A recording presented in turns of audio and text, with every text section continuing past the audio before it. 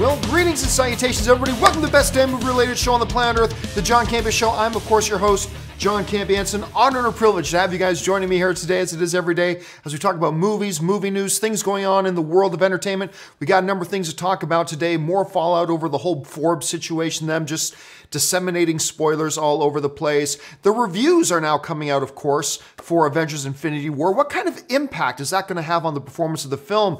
A Venom official poster is out there, a whole bunch of things in the world of movie news. But before we get to any of that stuff, let's go right off the top with this. Now, a lot of people have been talking recently about, hey, you know, there's this Infinity War coming. I haven't seen some of the MCU movies. Which of the MCU movies should I watch? Well, you're not alone. Another person who hasn't watched any of the Avengers films up to this point is actually Gwyneth Paltrow herself. She was being interviewed on the red carpet of the Avengers Infinity War world premiere the other night. And one of the things that she revealed to the reporter was that she has actually never watched one of the two Avenger movies. She's never watched, either of the two Avenger movies at this point. Now, she's seen the Iron Man films, and even though she was in Avengers, she never actually watched the first one. But she said her kids are a big fan of it, so that's why she's there, yada, yada, yada. And it's funny that there are a lot of people who kind of crap all over Gwyneth Paltrow lately. And it's funny because at the world premiere, Robert Downey Jr. was on stage at the world premiere.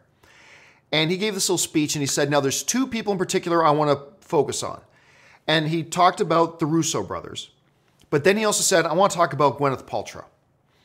And it's funny because he acknowledged it in the room. He said, she's not always the media darling. But he went on to talk just glowingly about her, just how much he adores her. And he referred to her as the first lady of the MCU.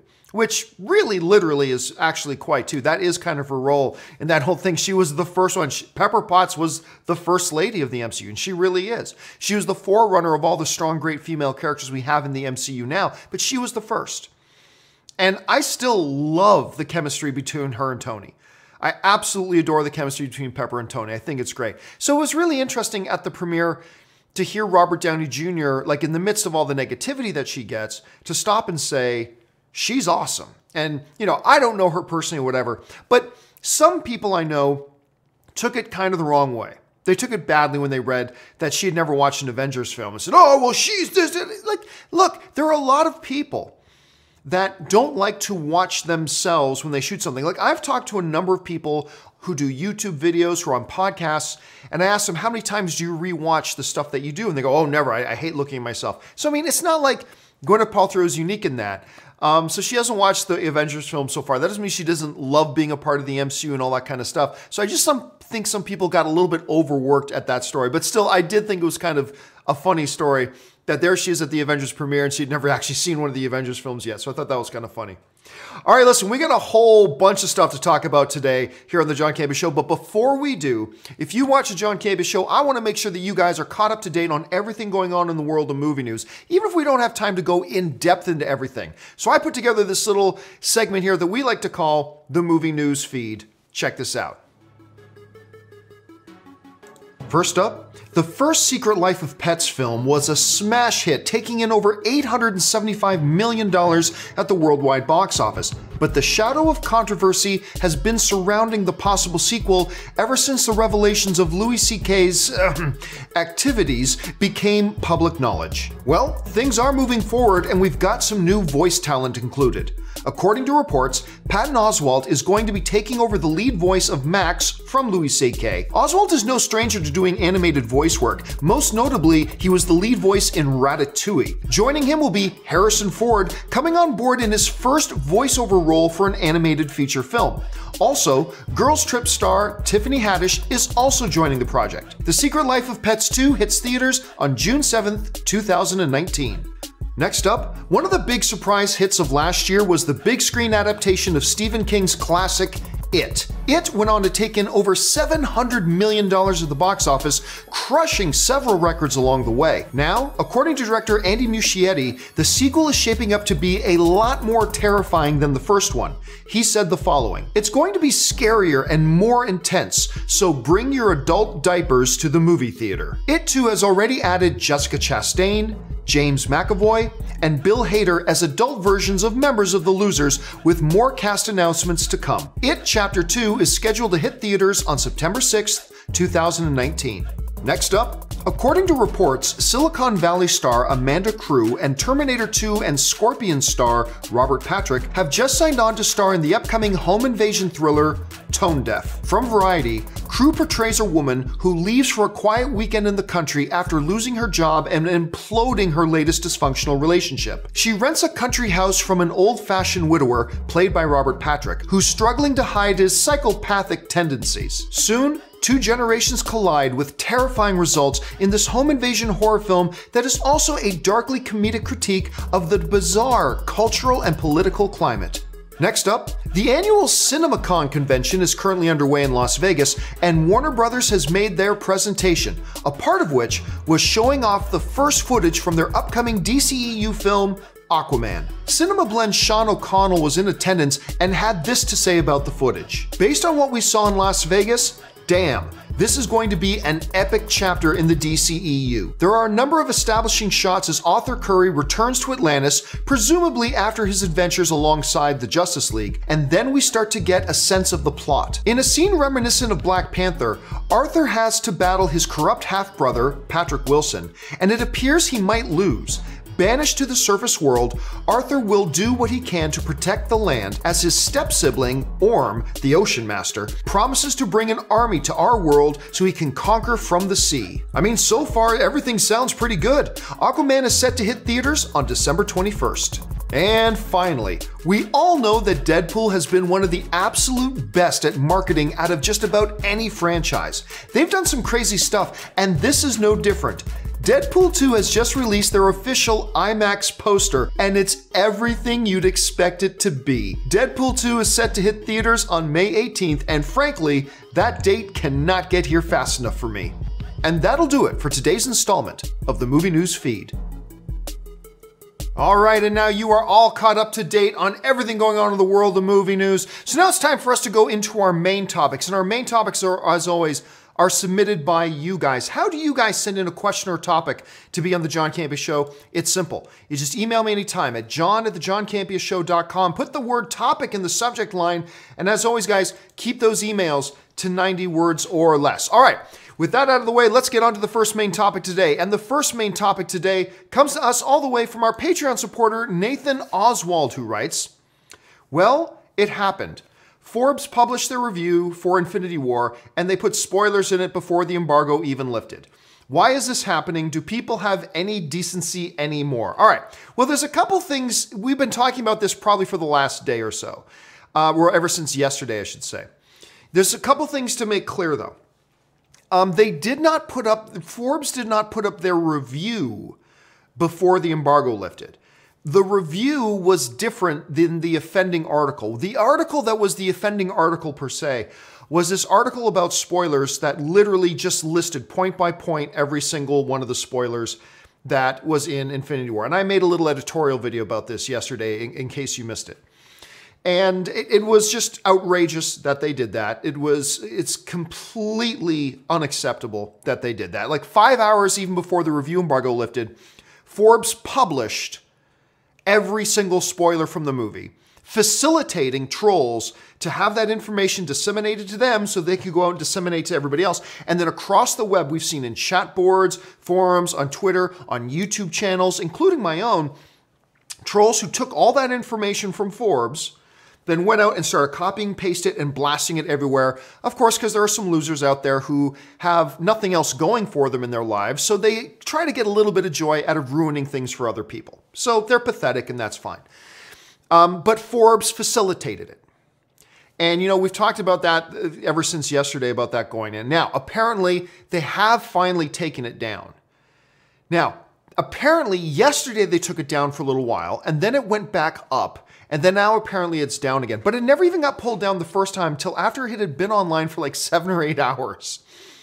And, you know, one of the things that I said in my stuff yesterday about Forbes was that, you know, some people saying that Forbes should never be allowed to attend premieres, Forbes should never be invited to press screenings again. And I said, you know, I want to go a little bit short on saying that because I know a couple of people that work at Forbes and they're good people. They're very good people, one of which is Mark Hughes.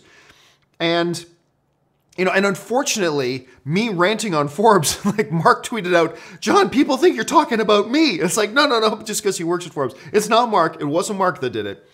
But there are some people who try to then defend what happened, saying, oh, it wasn't Forbes that did it. It was just this one rogue writer that they have. Just one rogue writer who just posted it. And like, I'm sorry. But it got posted and it was up there for hours and hours and hours and hours. And this is not some little dinky blog. This is Forbes. When I ran things at AMC, I wasn't the only person who could post something, but you damn well better know that I knew everything that got posted.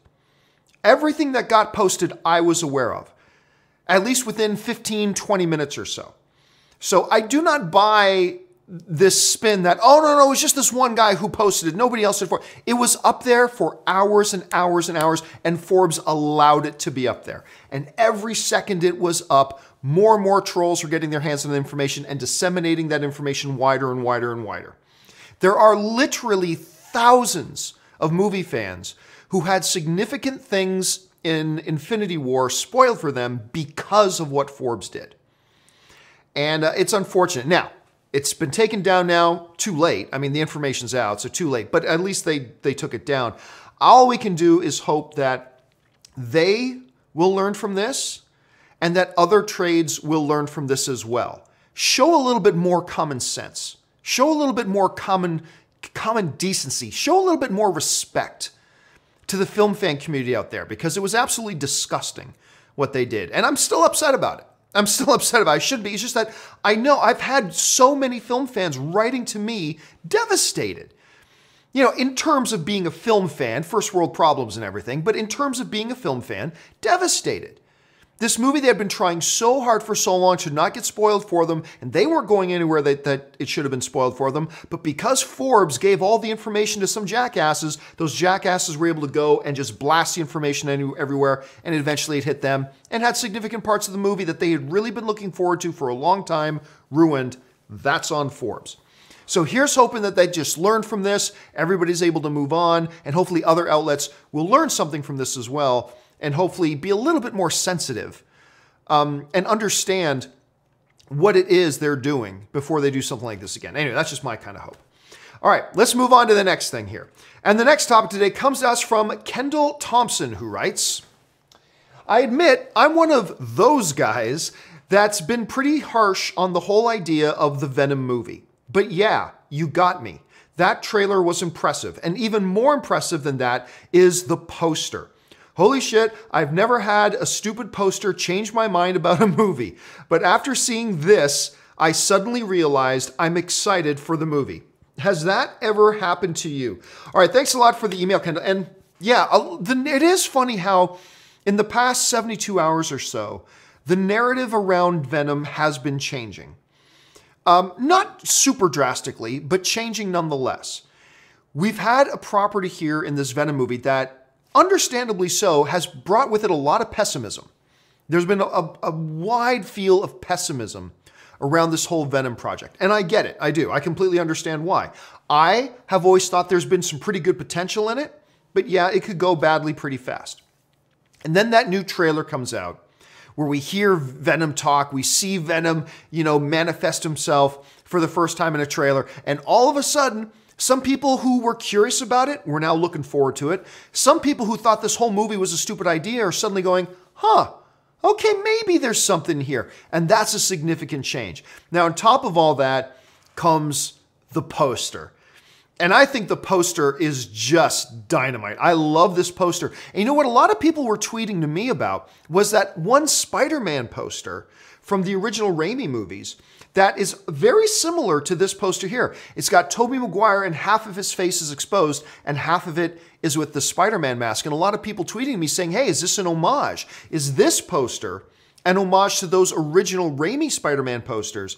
And normally the answer to something like that is no, but I looked really closely at both of them and I thought to myself, you know what? There probably is a connection here. There probably is a connection here between all this.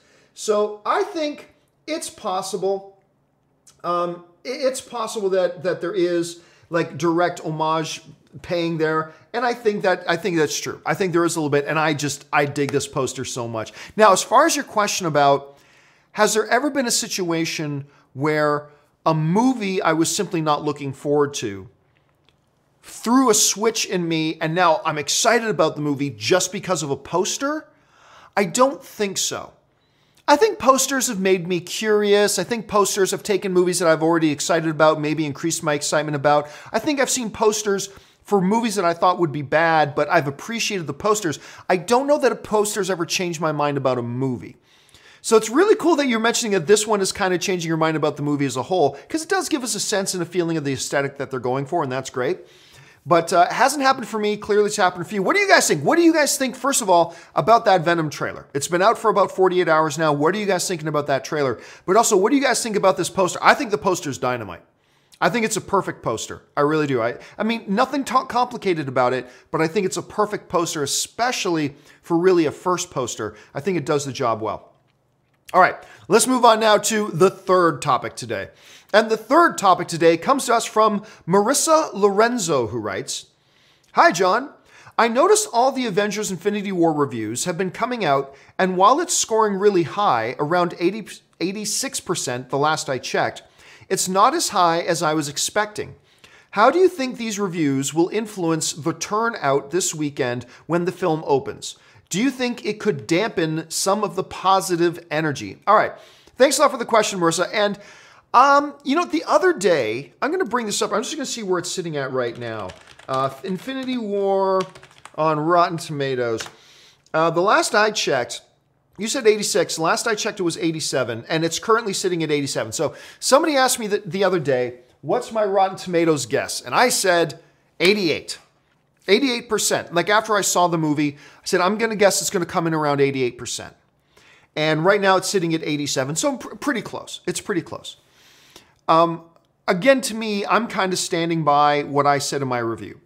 To me, it's not a top, out of 19 MCU movies, most of them spectacular. To me, Infinity War is not quite in the top 3, but it's definitely in the top 5. It's definitely in the top 5, but I don't think it's necessarily in the top 3. Again, I had some issues with the film. Sometimes it felt like there's just too much going on, and you could feel the weight of so many characters. And that really is a problem. But everything else makes up for that, and it's still a great movie. It's still totally solid. I think people are going to love it. But to me, not top 3. And I think that's kind of what we're seeing here, right? So we're seeing, you know, 87% like it, 13% don't. That's right around where I kind of expected it would be when I came out of the theater. When I came out of the theater, I thought 88%. So that number, I mean, it's already got 135 reviews being counted. So it's not going to change too much, but it could go up a little bit. It could go down a little bit. Now, as far as, you know, could this number dampen the spirits? Well, something to keep in mind here, Marissa, 87% is huge. I mean, look, I understand we live in a 10, 10, 10, 10, 10 society right now. Everything's 10 out of 10. If you even modestly think something's good, give it a 10. 10, 10, 10, 10, 10. If there's something you even modestly don't like, 0. 0. Everything is 10s and 0s with everybody these days. So like 8.6 comes out, or 8.7 or 87%. And instead of the proper reaction, which is, that's a huge number. That is a great result. And 87%, that's great. Instead of that, we got people going, oh, what's wrong with it? 87? Wow, it must really be disappointing. It's like, and it drives me crazy. It drives me crazy. Because I remember when I first mentioned, yeah, I don't know if Infinity War makes it into like my top 3. Oh, so what ruined it for you? Seriously, I had somebody ask me that when after I said, not quite sure if it makes it in the top 3, but it's really good. It's a great movie. It's a good time. A couple of weaknesses, yes, but a great movie, but not in my top 3. Not in your top 3. Well, what ruined it for you? It's like we live in this culture where everything is like, every new thing that come out is either the best thing ever or it sucks. It's like there's no middle ground. Everything's either the best thing ever or it sucks. It's a little bit frustrating. So I don't think 87% is going to dampen the mood. I think that's a great result. Okay, it's a great result. It's not perfect, but it's a great result. Most movies would kill to have that type of a critic rating. All right.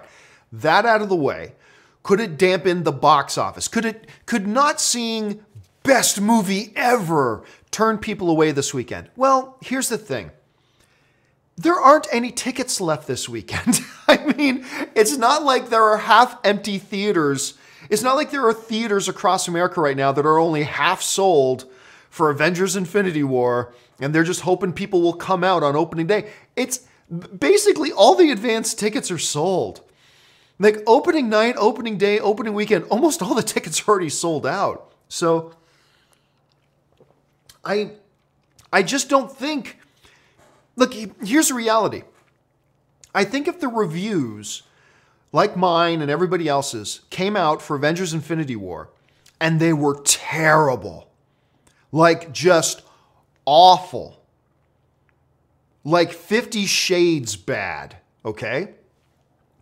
Even then, it really wouldn't have much of an impact on this particular movie, not because it's critic-proof, it's not, but because all the tickets have already been sold.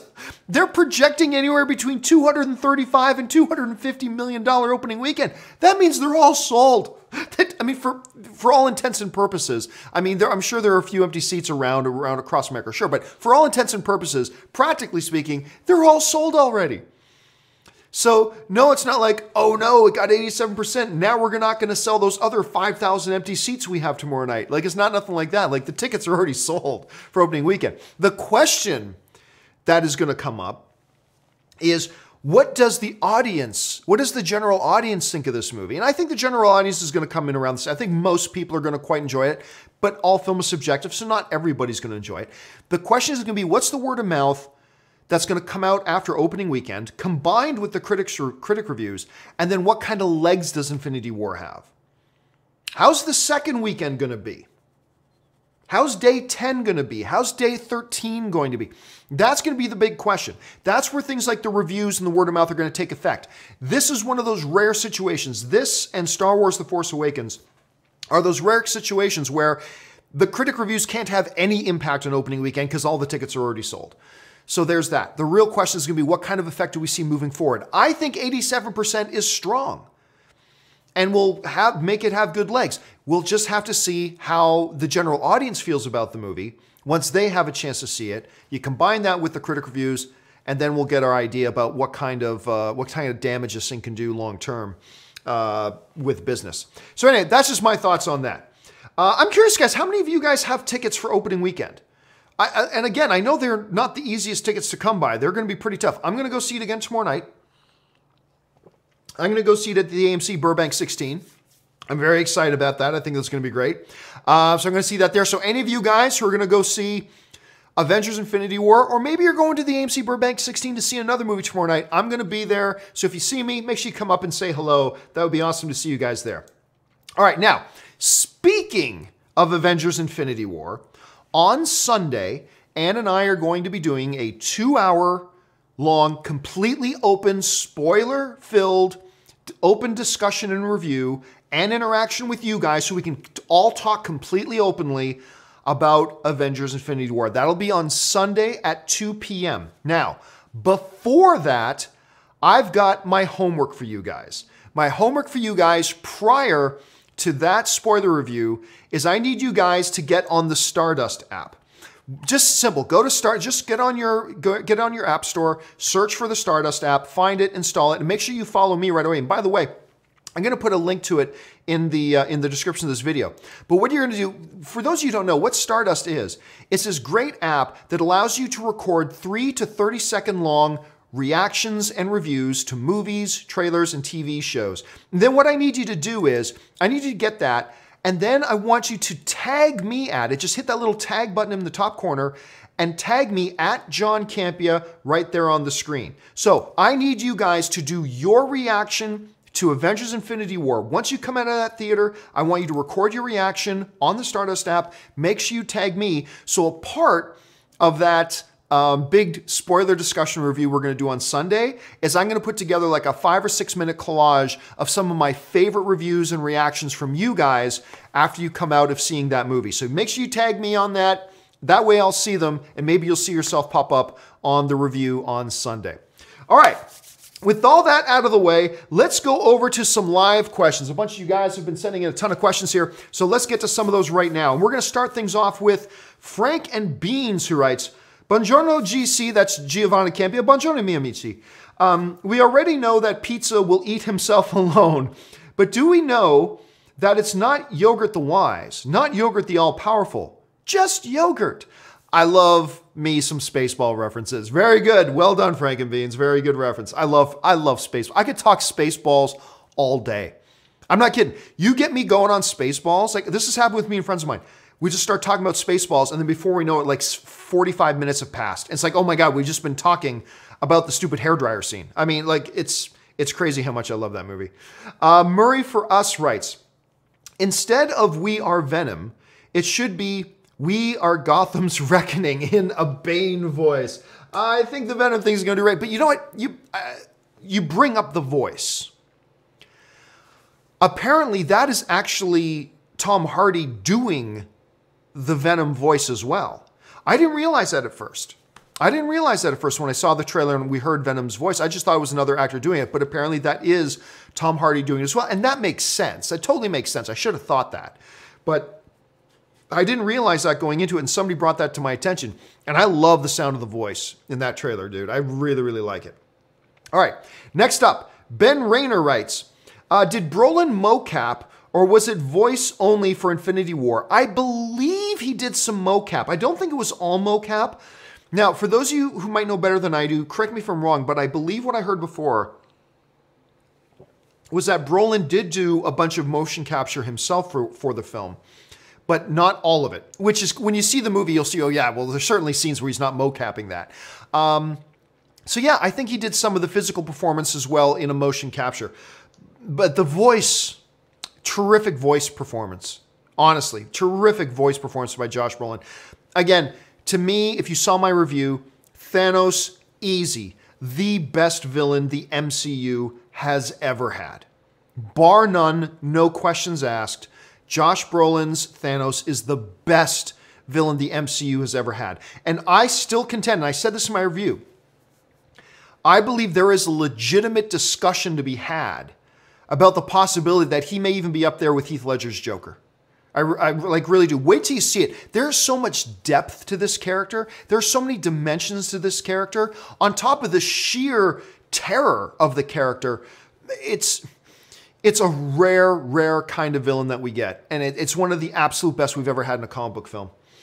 Jedi Knight and friend to Captain Solo writes, heard you say on the companion video that you've been to an AMC in Kansas City. I have. I'm assuming because it's where HQ is. Yes, I was in Kansas because I would go out there once in a while because that's where AMC Theaters head offices are. And I used to go out there a couple times a year. My first job was at the Leawood Town Center 20. As a matter of fact, the Leawood Town Center is where I went. I've been there a couple of times. So who knows, Jedi Knight, maybe you took my ticket. Maybe you showed me to my seat. Maybe you served me popcorn. Maybe we said hi before and we never even knew. It's those like ships passing in the night type of situation. But yeah, I really like that theater too. I really enjoyed that theater. It's a beautiful place. Let's see here. Sorry, you had the big jump.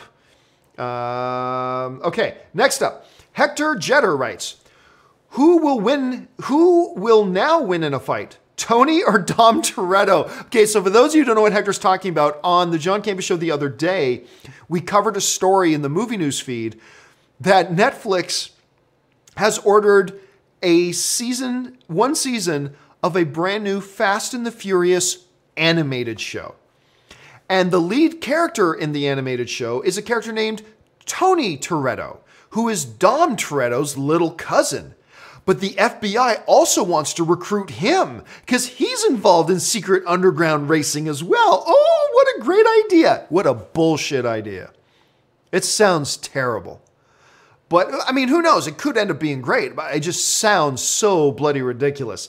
So, I don't know. Maybe they'll have Dominic pop up on the show in animated form just to job for Tony so they can put Tony over. You know, kind of like what they did to Superman so they could put Supergirl over. Maybe they'll pull one of those. DeQuincy Travis writes, oh, who am I kidding? Dominic's not going to lose. You know why? Because Vin Diesel's still the executive producer of this animated show. Vin Diesel is not letting Tony Toretto beat up Dominic Toretto. No way that's going to happen.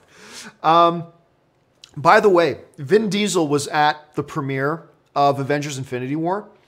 And when I first saw him from a really long distance, and he had this white suit on, and it looked like he had big spikes on his suit. And I'm like, that's kind of tacky.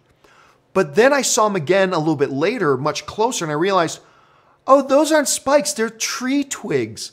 So he had this white suit with tree twigs sticking out of them, of course, because he does the voice of Groot. And so I went from going, oh my God, Diesel, that is tacky, to, okay, Diesel, that's a pretty cool idea. I went from thinking it was the tackiest, stupidest thing to going, oh my God, that is the coolest thing, just like that, once I got a little bit of a closer view of it.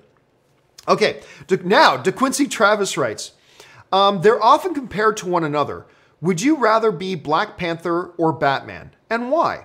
Forbes, hashtag Thanos demands your silence, and so do I.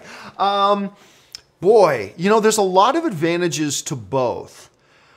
I think it's close. I'll go Bruce Wayne, aka Batman. And the reason I will go Bruce Wayne, aka Batman, I mean, they're both filthy rich. They're both very powerful. They're both great superhero characters. But I'm going to go Bruce Wayne simply because I'm a North American kid. So I live in Canada and the US. And if I was Black Panther, that means I'd have to live in the country where I was king. And being king is good. And I'm sure other countries are great. But this is home for me. So I'd want to be home. So I would be Bruce Wayne, aka Batman, just because it means I get to stay in North America. That's because it's home. I get to stay home. So that's why I would choose Batman. Let's see. Gary Kezel writes, Kezeli. Oh, Kezeli. Okay, thank you for hyphenating that out. See, yep, everybody knows now I'm awful at pronouncing names. So thank you, Gary, for making it simple for me. Kezeli, much easier. Now I look at your name and say, clear this, Kezeli. Gary Kezeli writes, I want to know what your thoughts are on what motivates trolls and toxic fandom. Why do some people care so much about attacking enjoyment? It's more in depth than we can go into here right now, but the basic thing is this. There are some people that are so mentally weak, and there's a bunch of them, that they are so insecure about their own things they like and their own opinions that it extends to say, let's take movie Hand. Okay, let's say there's a movie Hand. And let's say there's some dude who loves movie Hand. There are some people that are so mentally weak that when they hear other people criticizing movie Hand, they take that as an attack on themselves. You're crap talking movie Hand, and I like movie Hand, so that's like you're crap talking me. And they can't handle it. And that's unhealthy. Like, I hear people crap talk Star Wars all the time. Like, hey, man, that sucks. I wish you liked it, but that's cool. That's your opinion. That's cool. Like, I don't take it as a personal affront or a personal attack on me when somebody doesn't like a movie that I like. When you get that type of toxicity and you get that type of a fandom, then what happens is those types of people develop an us versus them mentality. Hence, you have blind corporate DC slaves and blind corporate Marvel slaves. People who are incapable of saying, yeah, I like these Marvel movies and I like these DC. No.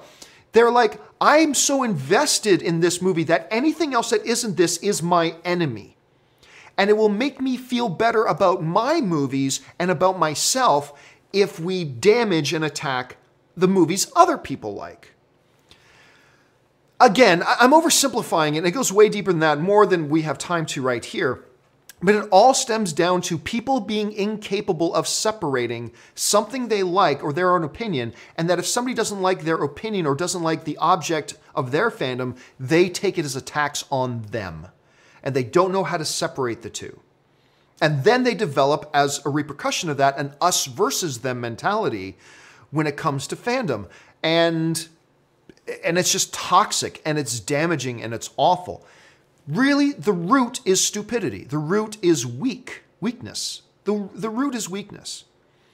And that really manifests itself when you see certain fans or certain, whether it's websites or certain YouTube channels or whatever, who define themselves by what they hate. You know, when you read their websites or listen to their podcasts or watch their YouTube channels or read their chat forums, you can clearly tell their whole identity is about what they hate. You know, you go to some websites, all the websites do, they don't talk about how much they love Marvel. They talk about how much they hate DC. They don't talk about how much they love DC. They talk about how much they hate Marvel.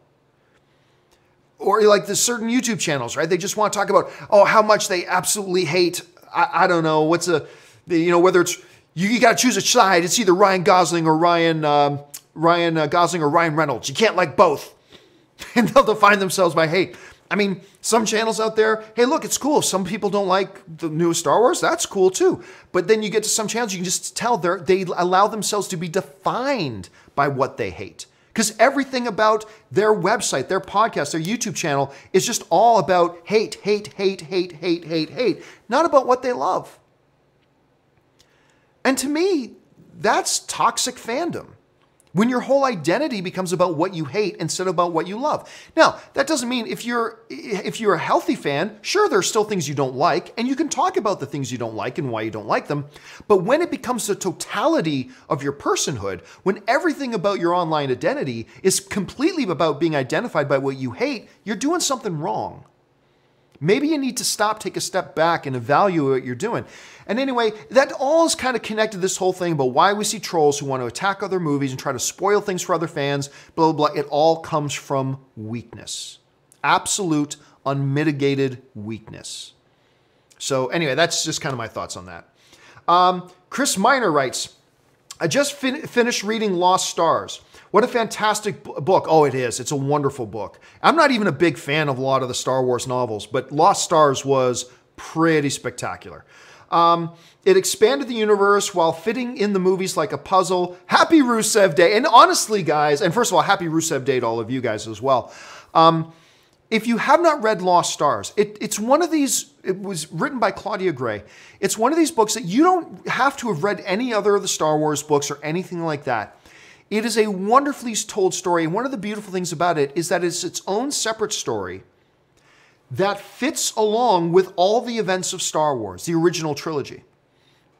Like right from the beginning of the original trilogy to the end of Return of the Jedi and a little bit beyond.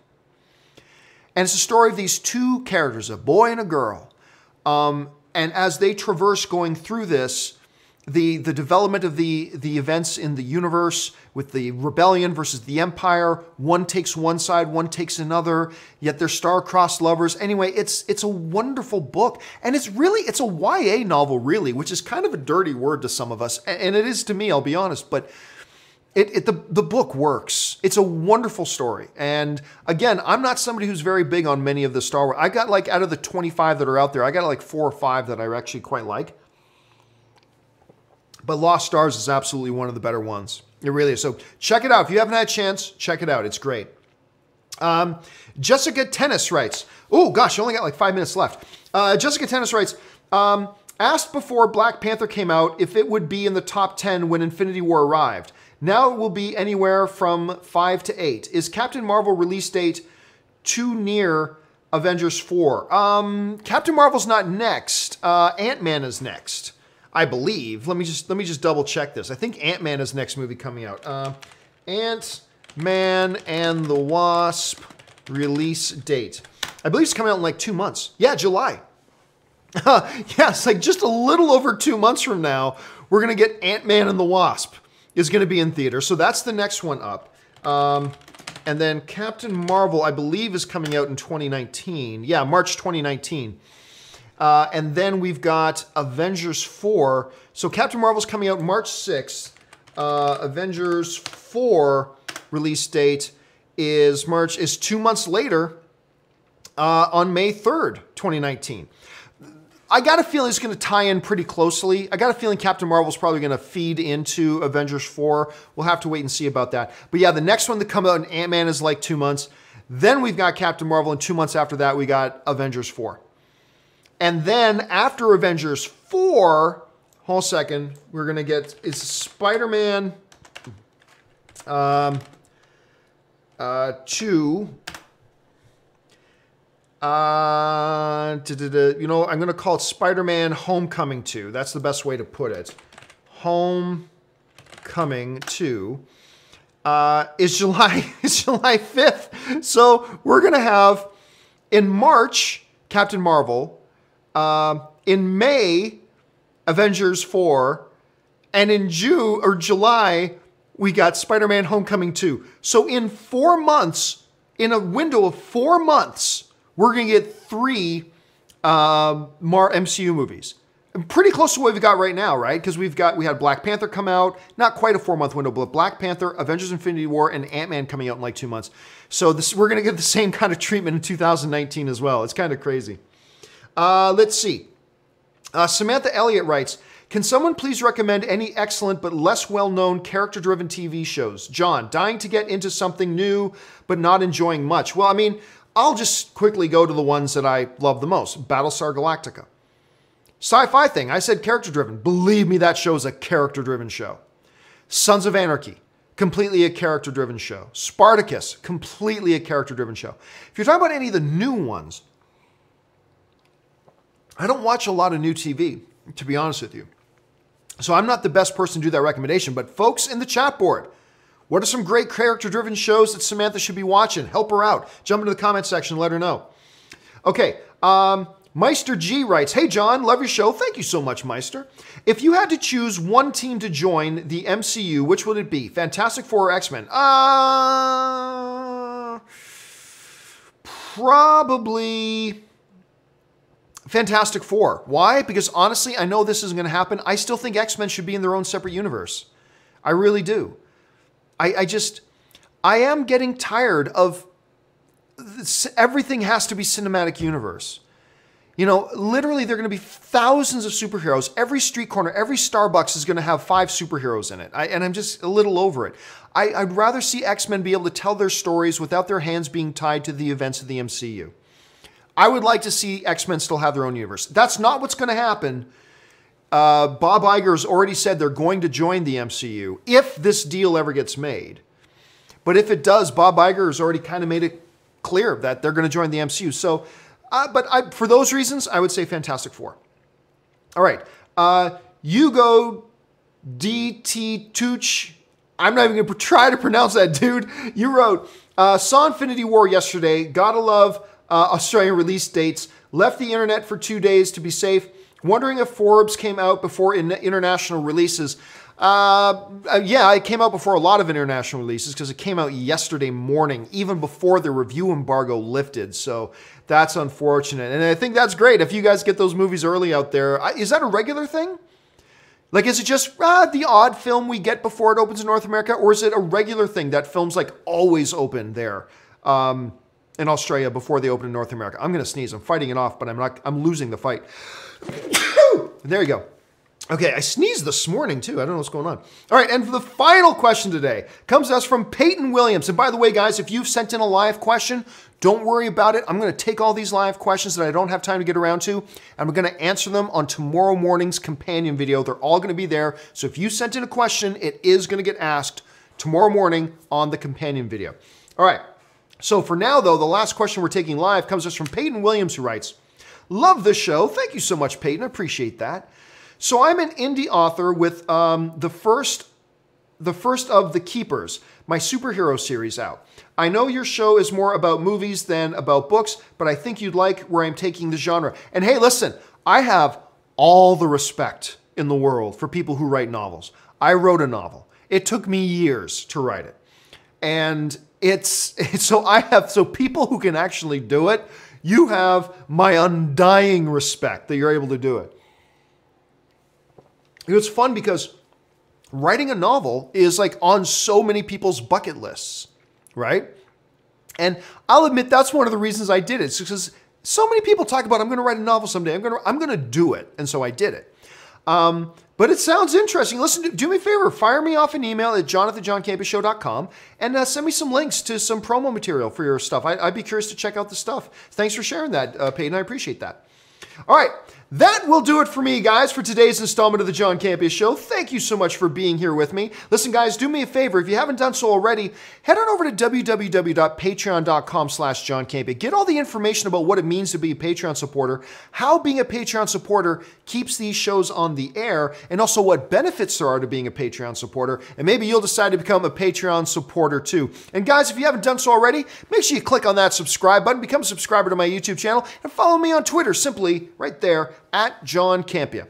That'll do it for me, guys. Thanks a lot for joining me. My name's John Campea, and until my next video, bye-bye.